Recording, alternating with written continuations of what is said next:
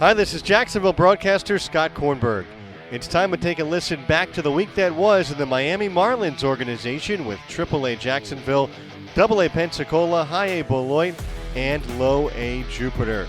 It's been a good week in Northeast Florida for the Jacksonville Jumbo Shrimp, hosting the Nashville Sounds, AAA affiliate of the Milwaukee Brewers, in what could very well be a preview of the International League Championship Series in September.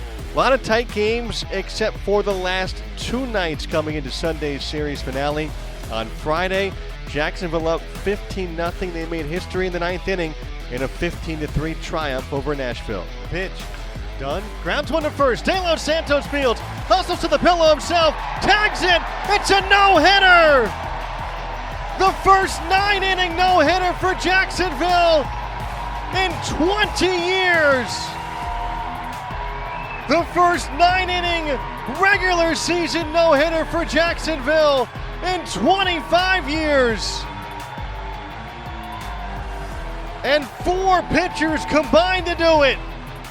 Anderson Pilar, Matt Puchard, Christian Roa, and George Soriano. That was the second no-hitter of the Jumbo Shrimp era, which dates back to 2017. Jacksonville, those four pitchers combining on it. It was the 13th in the club's AA, AAA era, which dates back to 1962. They followed up that no-hitter in which they gave up 3 runs with a shutout victory. They gave up 6 hits on Saturday against Nashville, but Morgan McSweeney signed off the Independent League Staten Island Ferry Hawks, goes a career-high 6 2/3 scoreless innings, his first ever minor league start in 138 minor league appearances. He was phenomenal. Jacksonville picks up their 8th shutout victory of the season, looking for a series win in Sunday's finale against the Sounds. Hey everybody, this is Pensacola Blue Wahoos broadcaster Eric Bramer with an update on the Marlins AA affiliate from rainy Chattanooga, Tennessee. The Blue Wahoos have played 3 games against the Lookouts so far this week, but they've also been rained out twice.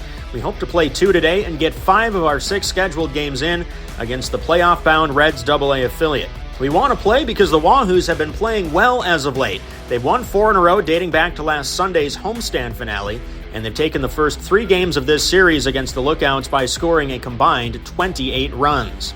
Tuesday's series opening win might have been their most impressive victory of the year. They trailed 8-2 in the middle innings, but then completed the comeback thanks to Ryan Ignafo. Ignafo counter.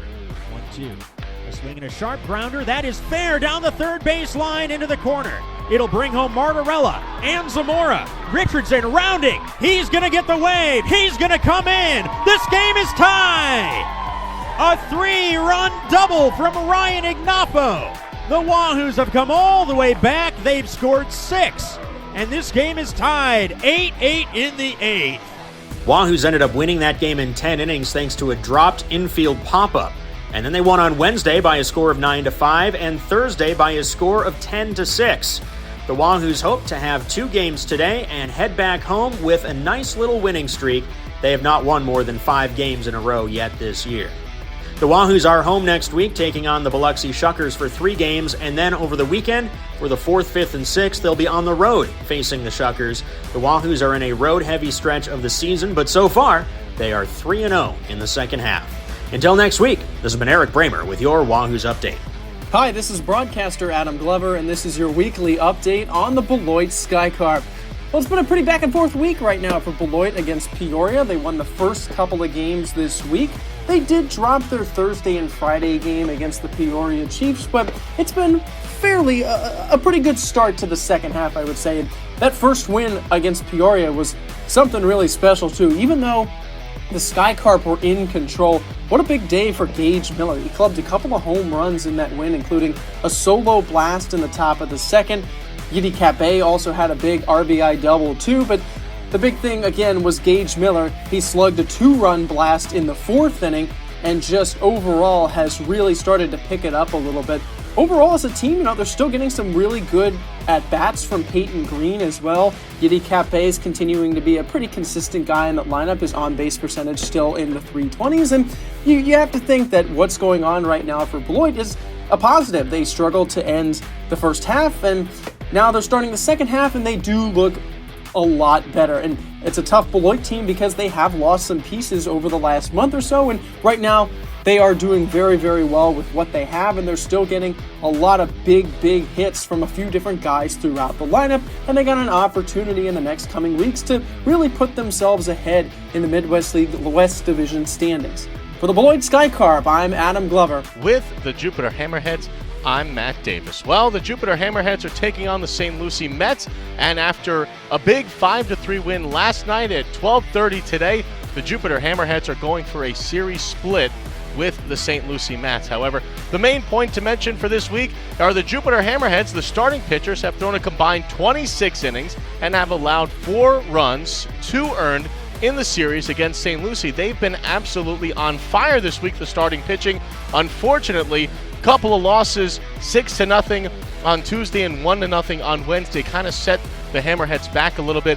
But again, with a win today at 12:30 against the St. Lucie Mets in the final game of this set, they can earn a series split. If you take a look at how everybody's been playing over their last 10 games, Ortega has been phenomenal. He has 11 hits and 35 at-bats. His OPS is over 700.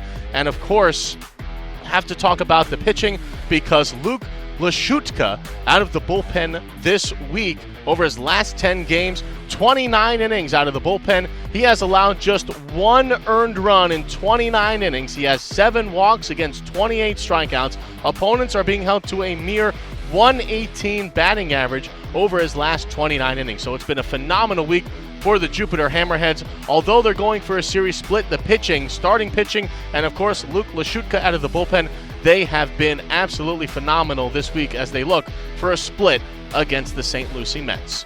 For the Jupiter Hammerheads, I'm Matt Davis. Thanks to Eric Bramer, Matt Davis, and Adam Glover. I'm Scott Kornberg. This has been the Miami Marlins Minor League Report.